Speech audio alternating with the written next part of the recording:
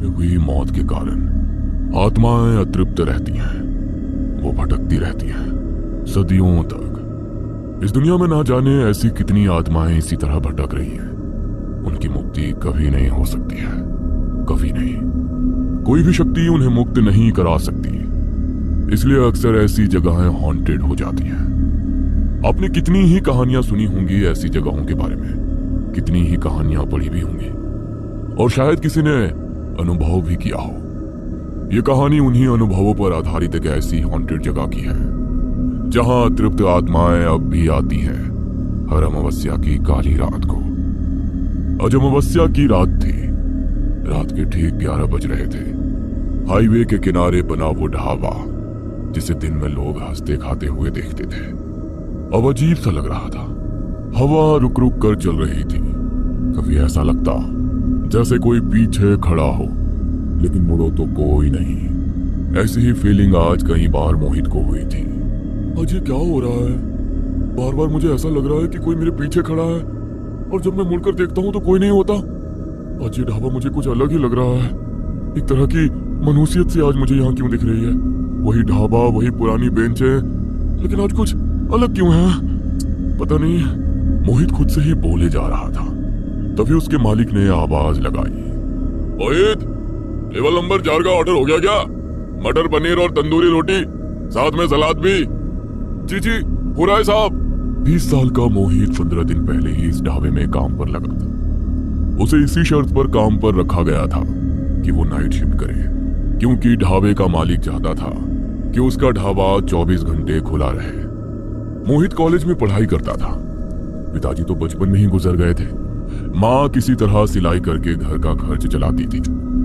एक दिन वो भी बाथरूम में गिर गई। उनका पैर टूट गया। मोहित के ऊपर अब घर की पूरी जिम्मेदारी आ गई।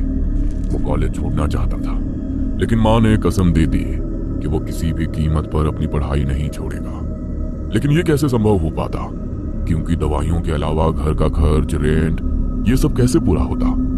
किसी को तो काम करना ही पड़ता। इसलिए मोहित ने नाइट शिफ्ट में उस ढाबे में काम करना शुरू कर दी। दिन में वो पढ़ाई करता और रात में काम। घड़ी की सुई आगे बढ़ रही थी। 11 बजने में 15 मिनट देर था। यार, आज कुछ ज्यादा ही सन्नाटा है। इतनी शांति तो शमशान में भी नहीं होती। 15 दिन हो गए मुझे इस ढाबे पर नाइट शिफ्ट करते हुए, लेकिन पता नहीं आज पहली बार मुझे डर क्यों लग रहा है। हवा भी आज एकदम भारी सी लग रही है। कुछ दुर्गंध सा महसूस हो रहा है मुझे, ऐसा जैसे कोई चीज जली हो। दिन में कॉलेज, रात में ढाबा। मोहित थक जाता था, लेकिन वो कहते हैं ना कि मजबूरियां हर थकान से ऊपर होती हैं, और जीत हमेशा मजबूरी की ही होती है।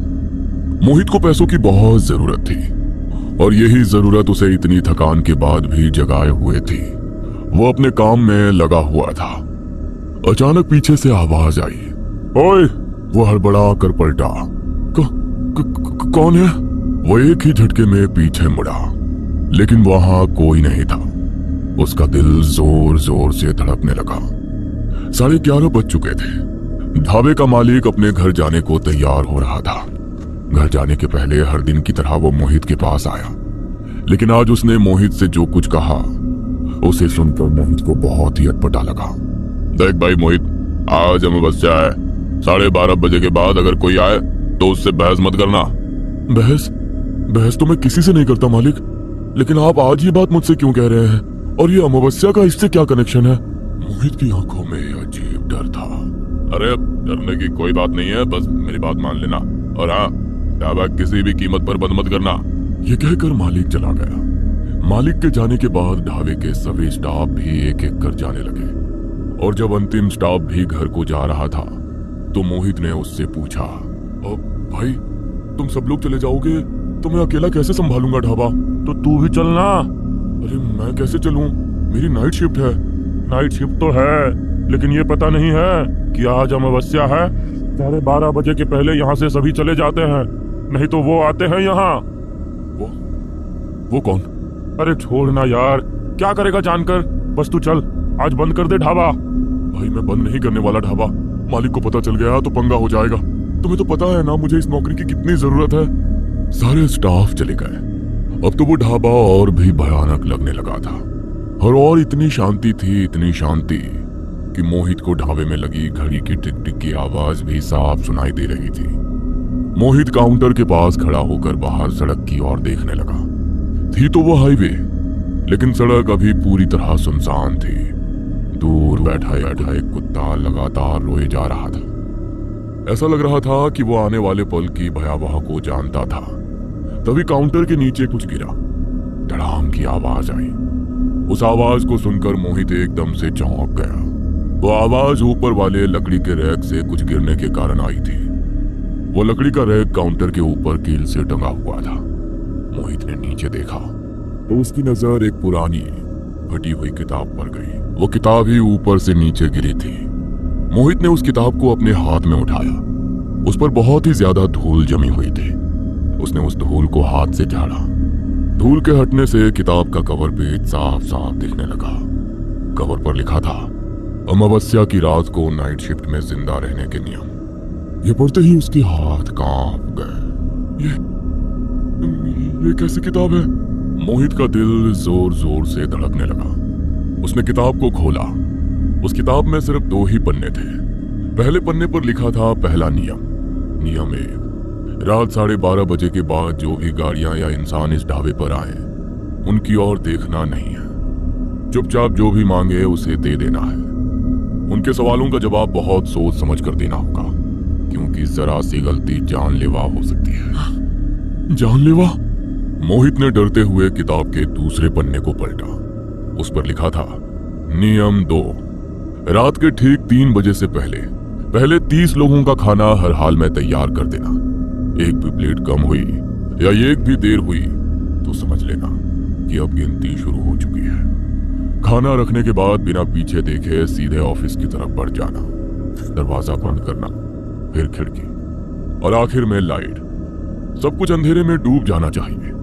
उसके बाद चाहे बाहर कुछ भी हो, कोई जोर से चिल्लाए, कोई नाम लेकर पुकारे, कोई रोए या दरवाजे पर नाखून घिसने की आवाज आए, बिल्कुल भी बाहर मत देखना, क्योंकि बाहर जो खड़ा होगा वो इंसान नहीं होगा। वो तुम्हारी आवाज में बोलेगा, तुम्हारे किसी अपने की तरह पुकारेगा कि दरवाजा खोलो, मुझे ठंड लग रही है। लेकिन याद रखना, वो तुम्हें बहकाने के लिए होगा। अगर तुमने जरा सा भी पर्दा हटाया, अगर आंखों से उसकी झलक भी देख ली, तो वो तुम्हें पहचान लेगा। और जिस पल उसने तुम्हें पहचान लिया, उस पल के बाद न भाग पाओगे, न छिप पाओगे, न चीख पाओगे। सुबह सूरज जरूर निकलेगा, लेकिन तुम उसे देख नहीं पाओगे। वो अभी किताब की आखिरी लाइन पढ़ ही रहा था, तभी उसके पीछे से एक आवाज आई, बहुत ही डरावनी आवाज, खाना मिलेगा। मोहित ने पीछे मुड़कर देखा, लेकिन पीछे कोई नहीं था। हे भगवान, ये क्या हो रहा है? ये किसकी आवाज मुझे सुनाई दी? ये किताब क्या है? ये अमावस्या की रात का क्या संबंध है इस किताब से? मैं तो पिछले 15 दिनों से हर रात को यहाँ काम कर रहा हूँ, लेकिन कभी तो कुछ नहीं हुआ। फिर आज ये सब क्यों हो रहा है? वो ये सोच ही रहा था, तभी रसोई का चूल्हा अपने आप जलने लगा। मोहित चूल्हे की ओर घूर घूर कर देख रहा था। तभी उसकी नजर दीवार घड़ी पर गई। उसमें 12:30 बज रहे थे। 12:30 बज गए। हे भगवान, रात अब और डरावनी लग रही थी। हाईवे पर खड़ा वो ढाबा ऐसे लग रहा था जैसे अंधेरे ने उसे निगल लिया हो। चारों तरफ सन्नाटा ही सन्नाटा पसरा था। तभी दूर से एक ट्रक आकर ढाबे के बाहर रुका। रुकते ही उसके अंदर से लगातार हॉर्न की आवाज आने लगी। ट्रक की हेडलाइट्स जल रही थी, पीली आंखों में चुभती हुई, लेकिन केबिन के अंदर कुछ भी दिखाई नहीं दे रहा था। अंधेरा इतना गहरा था कि लगता था जैसे रोशनी भी वहां घुसने से डर रही हो। तभी अंदर से आवाज आई, खाना। आवाज ऐसी थी जैसे किसी ने बहुत दिनों से कुछ नहीं खाया हो, जैसे गला सूख चुका हो, जैसे मौत खुद बोल रही हो। उस आवाज को सुनकर मोहित के हाथ कांपने लगे, पैर जैसे जमीन से चिपक गए हो। फिर भी वो पलट कर आगे बढ़ा। हर कदम के साथ दिल की धड़कन बढ़ती जा रही थी। जैसे ही वो ट्रक के पास पहुंचा, उसने देखा कि वो ट्रक पूरी तरह से जला हुआ था। लोहे की चादरें मुड़ी हुई, कांच टूटे हुए, और उन दीवारों से कुछ गाढ़ा काला बदबूदार टपक रहा था, लेकिन खून जैसा नहीं, कुछ पुराना सड़ा हुआ अंदर लोग बैठे थे, कोई बिना आंखों का, कोई बिना जबड़े का, किसी का सिर एक तरफ लटका हुआ। और तभी एक हाथ बाहर निकला, सड़ा हुआ, चमड़ी उधड़ी हुई, उंगलियां ऐसे जैसे बस हड्डियां बची हो। हाथ में नोट थे। धीमी टूटी हुई आवाज आई, पैसे। यह भयानक दृश्य देखकर उसका शरीर सुन्न पड़ गया। आंखों से आंसू बहने लगे। वो पीछे हटना चाहता था, लेकिन पीछे से किसी ने फुसफुसाया, भाग मत। उसने पलटकर देखा, कोई नहीं था। लेकिन अगले ही पल चारों ओर से आवाजें आने लगी। तभी उसकी नजर एक बार फिर से घड़ी की ओर गई। 1:55 हो रहे हैं, मतलब 1 घंटा और। 3 बजे तक मुझे सारा काम निपटा लेना होगा। उसका शरीर खुद ब खुद चलने लगा। वो रोते हुए खाना बनाने लगा। उसके हाथ कांप रहे थे, आंखों से आंसू टपक रहे थे, लेकिन हाथ रुक नहीं रहे थे, जैसे कोई और उन्हें चला रहा हो। हर प्लेट रखते समय उसे ऐसा लग रहा था जैसे कोई उसके ठीक पीछे खड़ा है। सांसों की गर्माहट उसकी गर्दन पर महसूस हो रही थी। वो मुड़ा, लेकिन कोई नहीं था। लेकिन जैसे ही आगे बढ़ा, पीछे से आवाज आई, जल्दी कर, हमें बहुत भूख लगी है। उसकी रीढ़ में झुरझुरी दौड़ गई। वो रोते हुए बुदबुदाया, बस हो गया। घड़ी पर नजर पड़ी तो 2:58 हो रहे थे। 3 मिनट, सिर्फ 3 मिनट। उसने कांपते हाथों से आखिरी प्लेट रखी। अचानक पूरे ढाबे की लाइटें एक साथ जलने बुझने लगी और फिर एकदम से बंद हो गई। अंधेरा अब इतना गहरा था कि अपनी उंगलियां भी नहीं दिख रही थी। तभी धाप धाप धाप, जैसे कोई भारी चीज जमीन पर चल रही हो। फिर किसी के घिसटने की आवाज, फिर किसी के हंसने की आवाज आने लगी, पर वो हंसी इंसानी नहीं थी। अचानक चारों तरफ से आवाजें गूंजने लगी। भूख लगी है, कितनी देर लग गई, अब तू भी हमारे साथ चलेगा। मोहित का शरीर जकड़ सा गया, लेकिन फिर भी वो दौड़ा सीधे ऑफिस की ओर। दरवाजा बंद किया, खिड़की बंद की और दीवार से पीठ लगाकर बैठ गया। तभी खुर्र खुर्र की आवाज आने लगी, जैसे किसी ने नाखूनों से दीवार को नोचना शुरू कर दिया। फिर आवाज आई, हमें दिख रहा है तू। दरवाजा अपने आप हिलने लगा, धीरे फिर जोर से। लकड़ी चरमराने लगी। उसने डर के मारे आंखें बंद कर ली, फिर भी आवाज बंद नहीं हुई। दरवाजा खोल, हम भूखे हैं, तू भी हमारे जैसा बनेगा। अचानक सब शांत, इतनी शांति कि कान बजने लगे। डर के मारे उसने पर्दा थोड़ा सा हटाया और जो उसने देखा वो जिंदगी भर नहीं भूल पाएगा। सामने दर्जनों चेहरे थे, जले हुए, पिघले हुए। कुछ के जबड़े गायब थे, कुछ की आंखों से खून बह रहा था। उनकी आंखें एक साथ उसी पर टिकी थी।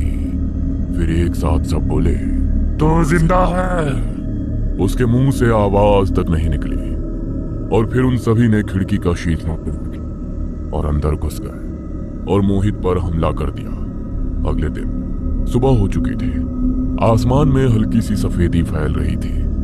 ढाबे का मालिक रोज की तरह आया, पर आज कुछ अलग था। दरवाजा अंदर से बंद था। उसने आवाज दी, मोहित, ओ मोहित। कोई जवाब नहीं आया। उसने जोर से दरवाजा खटखटाया, फिर और जोर से आवाज लगाई, लेकिन कोई जवाब नहीं आया। आखिरकार उसने जेब से दूसरी चाबी निकाली। चाबी घुमाते ही दरवाजा चरमराहट हुआ खुल गया। जैसे ही वो अंदर गया, उसके हाथ कांपने लगे। कमरे के अंदर ठंड थी, ऐसी ठंड जो हड्डियों को जमा दे। मोहित जमीन पर पड़ा था। उसकी आंखें खुली थी, पर उनमें जिंदगी नहीं थी। ऐसा लग रहा था जैसे उसकी आत्मा किसी और ही दुनिया में भटक रही हो। मालिक घबराकर उसके पास गया, उसे हिलाया। मोहित, बेटा उठ। कुछ पल बाद मोहित की पलकों में हल्की हरकत हुई। उसकी सांसें तेज थी और आंखों में एक ऐसा डर था जो जिंदा इंसान की आंखों में नहीं होता। अचानक वो फूट फूट कर रो पड़ा। वो आ गए थे, सब आ गए थे। मालिक ने उसे कसकर पकड़ा। अरे कौन?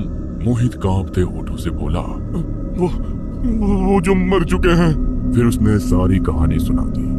हर आवाज, हर साया, हर फुसफुसाहट मालिक चुपचाप सुनता रहा। उसका चेहरा सफेद पड़ चुका था। फिर उसने गहरी सांस ली और भारी आवाज में बोला, 30-40 साल पहले यहीं से एक बस गुजरी थी। बस में लगभग 30 लोग थे। यहीं ढाबे पर रुके थे, हंसे थे, खाया पिया था। लेकिन कुछ दूर जाते ही बस में भयानक आग लग गई। कोई नहीं बच पाया, वो रुक गया। उसकी आवाज भर्रा गई। लोग कहते हैं उनकी आत्माएं अब भी भटकती है। उन्हें लगता है कि वो जिंदा है। हर अमावस्या की रात ठीक 3 बजे वो यहाँ खाना खाने आते हैं। उसने मोहित की ओर देखा। तू भी उन्हीं में शामिल हो जाता, लेकिन तुम्हारे साथ कुछ भी नहीं हुआ, क्योंकि मैंने ये कमरा मंत्रों से बांध रखा है। बुरी आत्माएं यहाँ घुस तो सकती हैं, लेकिन किसी को मार नहीं सकती हैं। यह सब सुनकर मोहित की आंखों से आंसू बहने लगे। उसका पूरा शरीर कांप रहा था। उसी दिन उसने वो नौकरी छोड़ दी। उसने कभी पीछे मुड़कर उस ढाबे को नहीं देखा। लेकिन लोग कहते हैं आज भी अगर कोई अमावस्या की रात ठीक 3 बजे उस हाईवे से गुजरता है तो उसे प्लेटों की खनक सुनाई देती है, किसी के चलने की आवाज और एक धीमी सिसकती फुसफुसाहट, खाना। और तब समझ आता है कि उनका आखिरी सफर अब भी जारी